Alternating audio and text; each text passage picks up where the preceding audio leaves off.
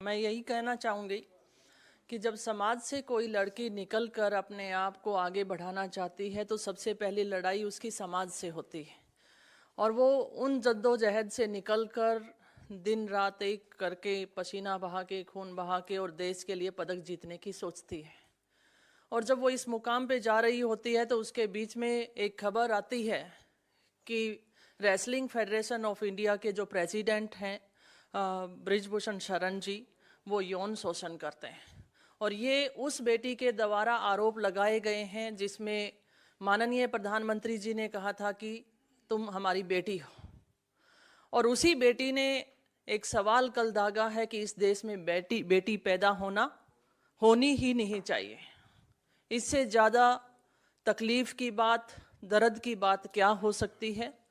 और साथ साथ मैं ये सवाल ये भी करती हूँ, एक तरफ तो हमारा देश पदक चाहता है और दूसरी तरफ हम अपने भविष्य को देखते हैं, हमारी बेटियों का यौन शोषण होता है, तो आने वाली पीढ़ी या वो पेरेंट्स क्या अपने बच्चों को इस तरीके से स्पोर्ट्स में भेजना चाहेंगे। और मैं यहाँ पर विनेश फोगाट और उन सभी रेसलर्स का मैं धन्यवाद देती हूँ कि इस मंच पे आके उन्होंने इस बात को उठाया है। लेकिन तकलीफ इस बात की है कि माननीय प्रधानमंत्री जी को जब उन्होंने लगभग 1.25 साल पहले इन बातों से अवगत करा दिया गया था तो इस पे कार्रवाई क्यों नहीं हुई।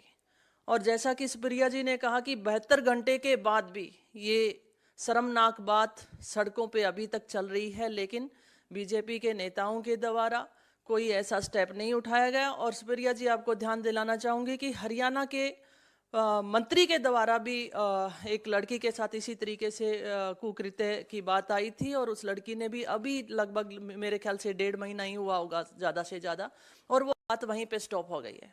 तो क्या यही हालात इन रेसलर्स के साथ भी होने वाला है या आने वाली हमारी एथलीट्स के साथ होने वाला है? मैं महिला हूँ और ये पीड़ा मैं समझ सकती हूँ कि लड़की पैदा नहीं होनी चाहिए। ये कितनी बड़ी बात हमारी एथलीट्स ने कही है।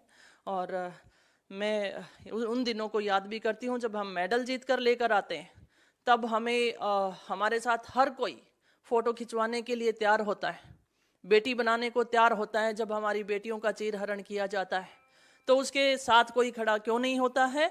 और साथ साथ बेटी बचाओ बेटी पढ़ाओ ये नारा है और इस नारे को तीर तीर तार तार कर चुके बीजेपी के नेता, मैं यही कहना चाहूँगी कि इन नेताओं से बचाने की ज़रूरत है। और मैं यही कहना चाहूँगी कि जो फेडरेशन है वो पूरी भंग होनी चाहिए। जैसा खिलाड़ियों ने कहा कि अकेला नेशनल फेडरेशन नहीं, स्टेट फेडरेशंस भी होनी चाहिए और खिलाड़ियों की भागीदारी उसमें होनी।